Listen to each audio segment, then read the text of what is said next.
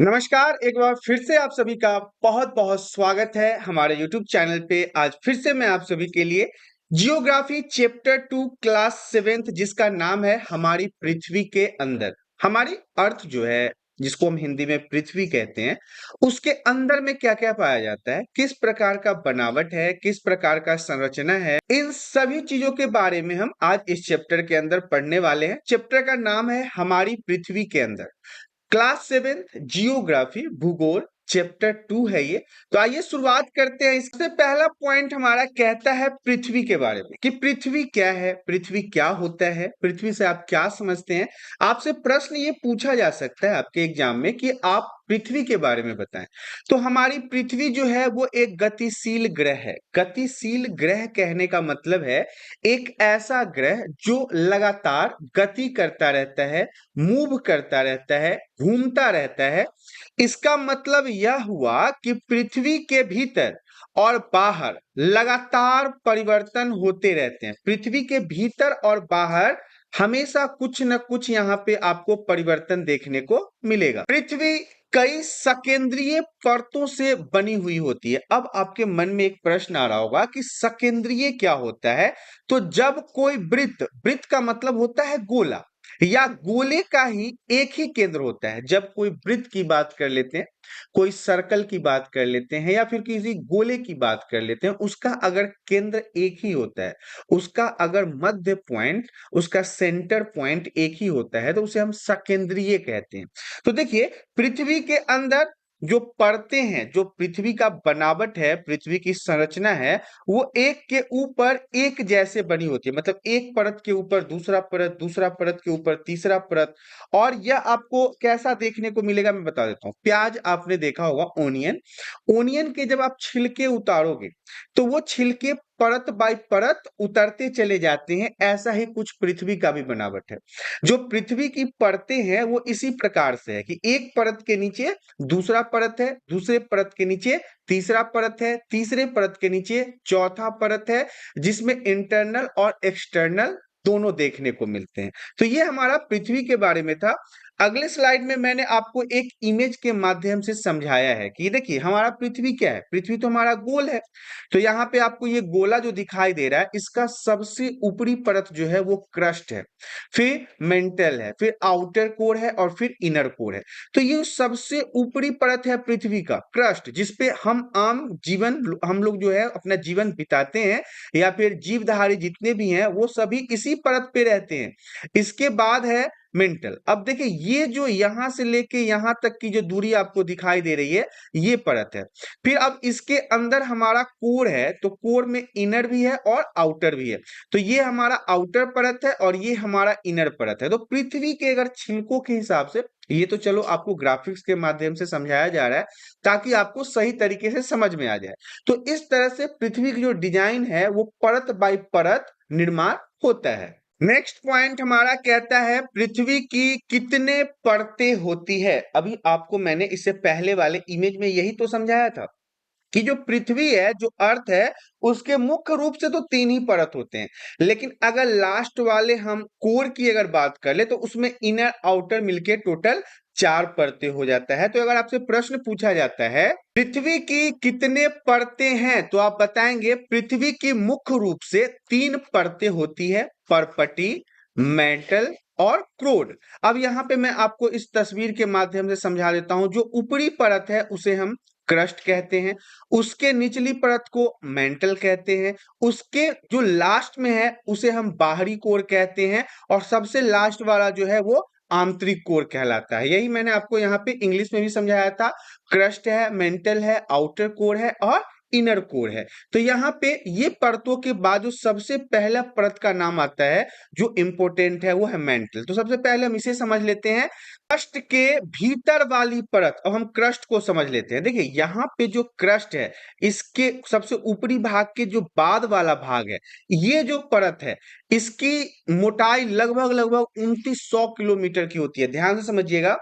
जो मेंटल है, इसकी जो चौड़ाई है, या फिर आप कह सकते हो इसकी जो गहराई है, वो 2900 किलोमीटर का है और इसे ही हम क्या कहते हैं, इसे ही हम मेंटल कहते हैं। मैंने इमेज इसी कारण से लगाया है कि ये जो क्रस्ट ऊपरी परत आपको दिख रहा है जो बहुत कम है, इसके नीचे जो ये पूरा पॉइंट है ये हमारा क्या कहलाता है, मेंटल कहलाता है। नेक्स्ट पॉइंट हमारा कहता है क्रोड के बारे में कि क्रोड किसे कहते हैं। यह पृथ्वी का सबसे भीतरी परत है, सबसे इंटरनल, सबसे अंतिम। यहाँ पे आप देख लीजिए ये जो कोर का पार्ट है ये पूरा यहां से लेके ये सब आपको कोर ही है। इसी को दो भागों में विभाजित किया गया है, आउटर कोर और इनर कोर, जिसे हम आपको बता दें कि बाहरी कोर और आंतरिक कोर के नाम से भी जानते हैं।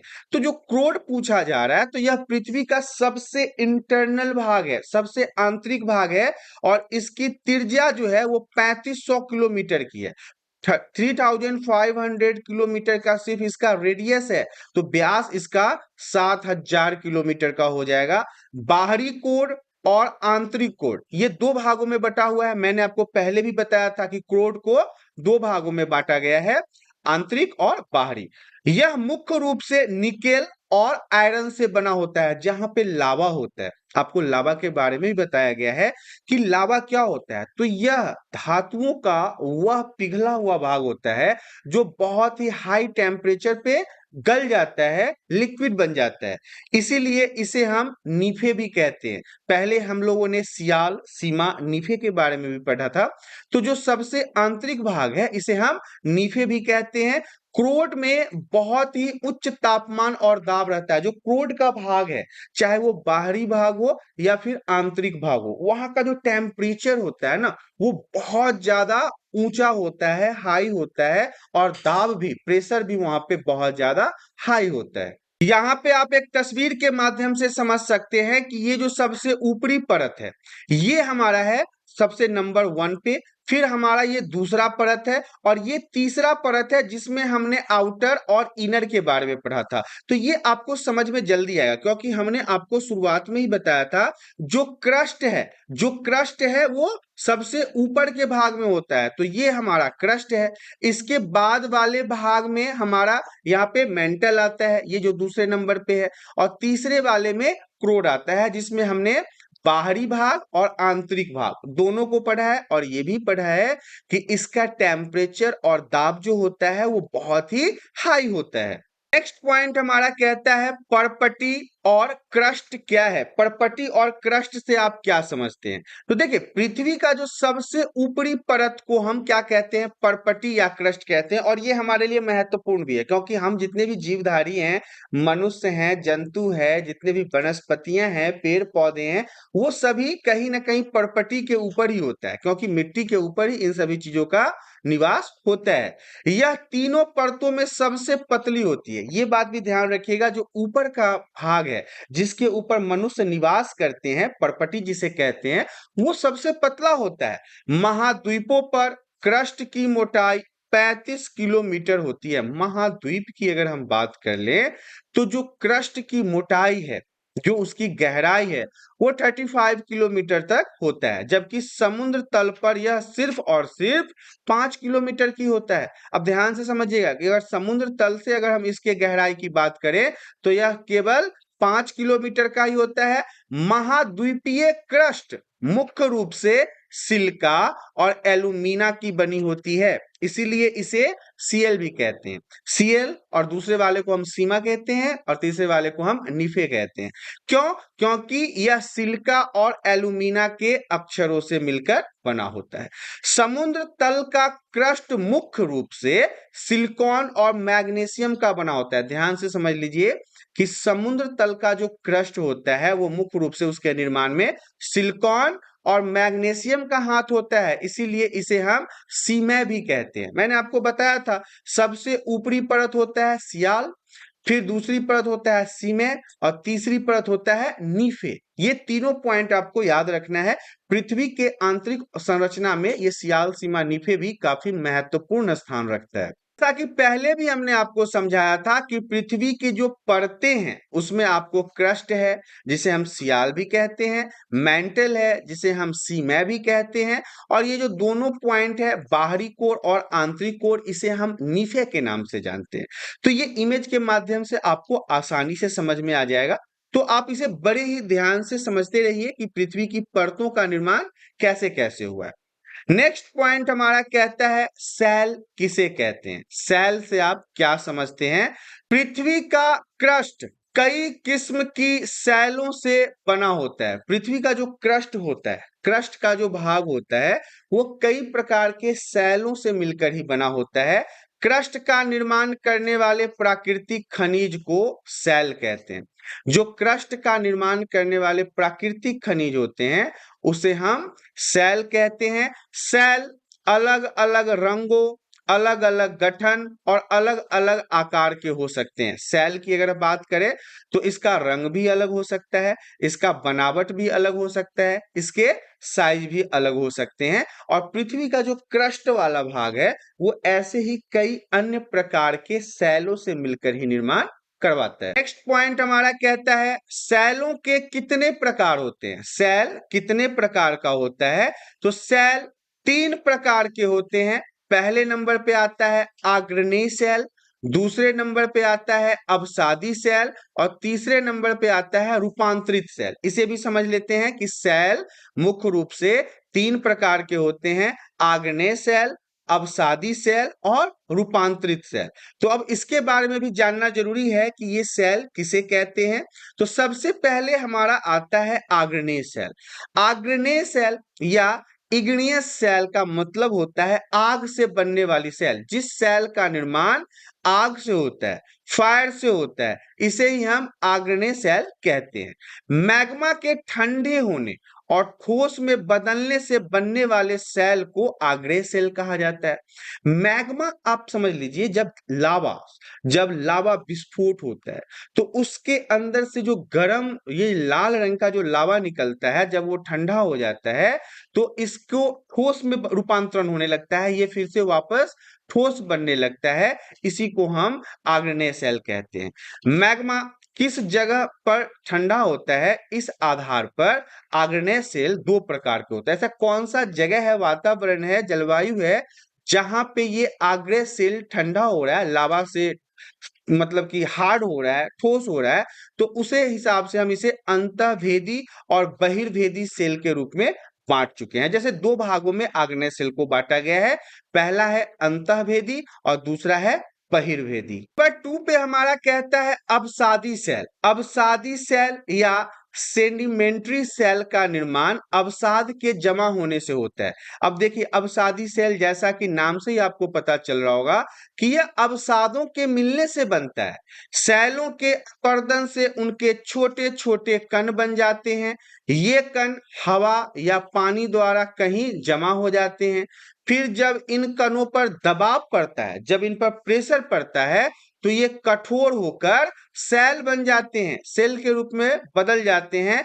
अवसादी सेलों में पशुओं, पादपों और सूक्ष्म जीवों के जीवाश्म भी मिल जाते हैं। उदाहरण के लिए सैंडस्टोन सबसे अच्छा उदाहरण है अवसादी सेल का, सैंडस्टोन, क्योंकि यहाँ पे इस तरह के सेल का निर्माण अवसादों के जमा होने से और उनके मिलने से निर्माण होता है। नंबर 3 हमारा कहता है रूपांतरित सेल।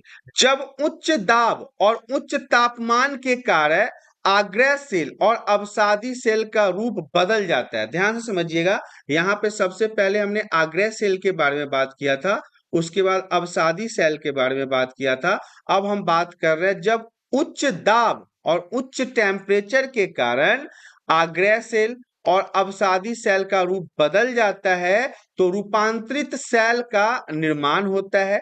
क्ले के रूपांतरण से स्लेट का निर्माण होता है। चूना पत्थर के रूपांतरण से संगमरमर का निर्माण होता है।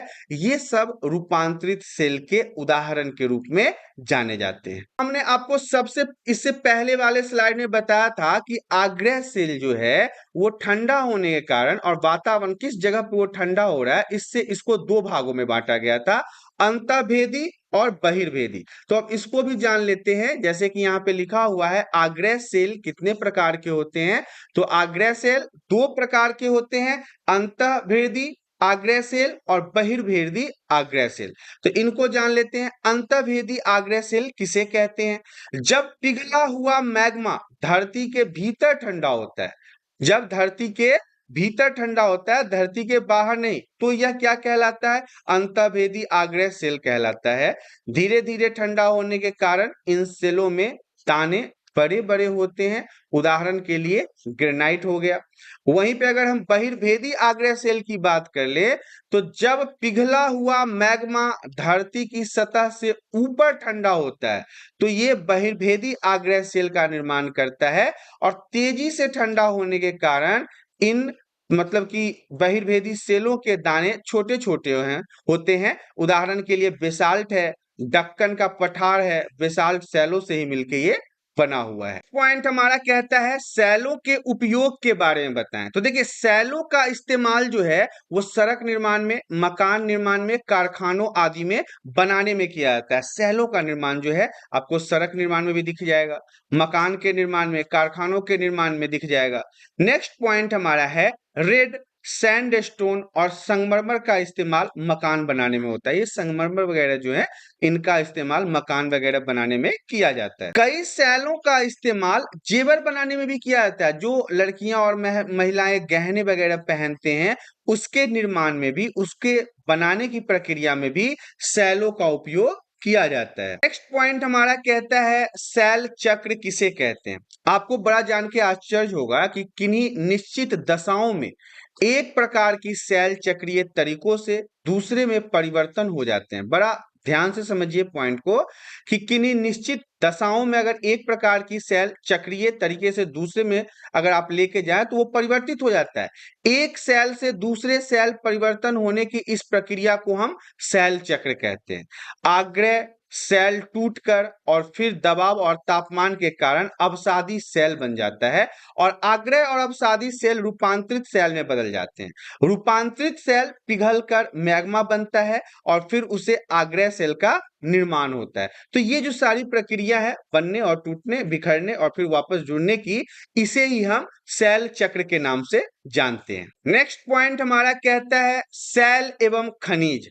पृथ्वी की परपटी अनेक प्रकार के सेलों से बनी होती है।